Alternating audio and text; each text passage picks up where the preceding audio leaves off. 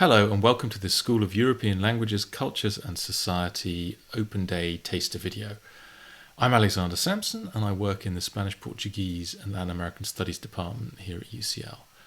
Because we practice something called research-based teaching, which means that not only are staff such as myself leading experts in their field and publishing hopefully innovative and interesting research, but we train students in how to be researchers themselves, how to become creators of new knowledge. In that sense, the learning that we provide is active and experiential. Students learn by doing.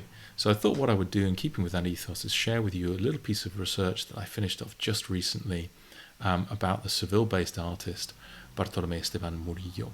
He was born in 1617, died in 1682. And here he is, in a characteristically brilliant self-portrait. Notice the way that he uses a frame within a frame in order to play and draw attention to the very nature of mimetic art. The hand of the artist is the thing that strays through and out of the frame in which he's depicted himself into the spatial plane of the viewer. Jacob Burckhardt, an author of a not unknown little book called The Civilization of the Renaissance in Italy, on viewing another self-portrait of the artist, and he described him as the greatest who ever lived, in the Louvre's Galerie Espagnole, rhapsodized about the physical and intellectual power still wielded by this force of nature, while around him his magnificent fatherland and its noble people sank lower and lower. Look at these splendid, slightly pouting lips. Do they not reveal the man of action? These slightly retracted nostrils, these flashing eyes under the splendid, wrathfully arching eyebrows. This whole face, is it not an arsenal of passions? Jacob Burckhardt's reference to Spanish decline and the way in which he talks about Murillo in terms of emotions and passions tells us, I think, a lot about the way in which Spain's reputation had changed from the time when the artist was living. And I think this explains why he came to acquire this reputation for sentimentality. If we look at, for example, one of his religious paintings, an image of St. John the Baptist as a child, notice the way in which the Baptist's feet are peculiarly clean despite not having any shoes on. This is in strong contrast to the way in which the children in his genre pieces are depicted. Their feet are, I think, a really interesting indication of their status as beggars.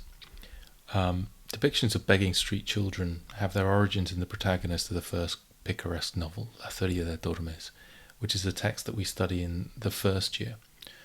The picaresque abroad was a vehicle for critique of Spain's corrupt and hypocritical religiosity, something that was soon recognized by people within.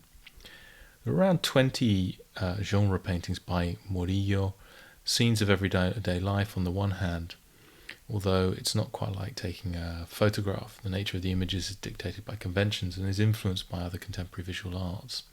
We do know that there's an element of documentary about these pictures, given the fact that some of them depict real named individuals who were on the lists of licensed beggars in Seville's municipal archive.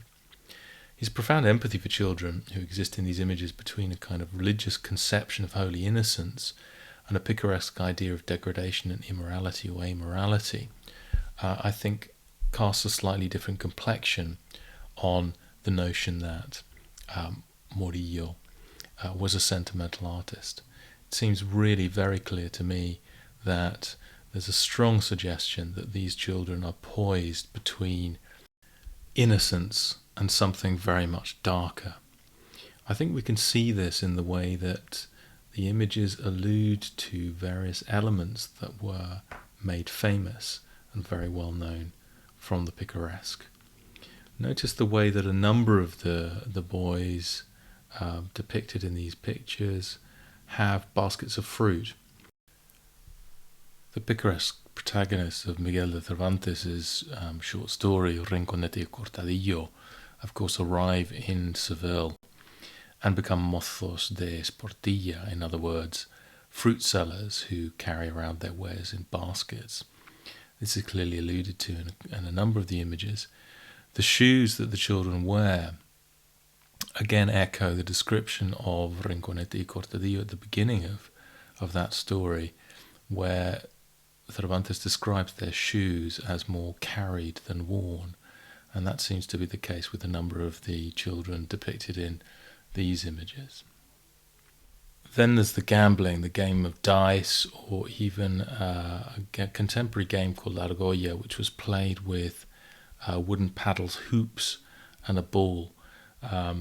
Game of Argolla, of course, famously appears on the frontispiece of La Picara Justina, a picaresque novel from the beginning of the 17th century, where there's also a depiction of both Lazarillo de Tormes and Celestina, who appears to be wearing a very similar pair of glasses to an old woman who's depicted in another famous genre painting by Murillo.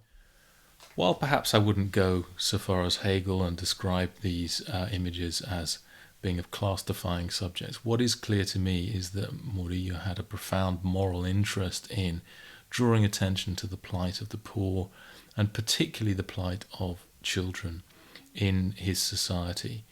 The kind of purpose of these images, painted for Flemish and Dutch merchants to be exported to Northern Europe, demonstrates an awareness of Spain's own problems, economic and social, and it's a kind of call to arms, recognition of the poor in our midst, and a recognition that particularly children are poised between a kind of innocence and a kind of degradation, and that in a way it's the responsibility of both the artist and also the wealthy men who purchased his art to do something about it.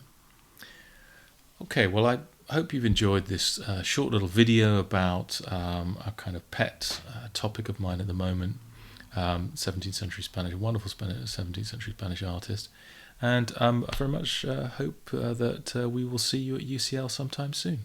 Thanks very much for listening. Bye.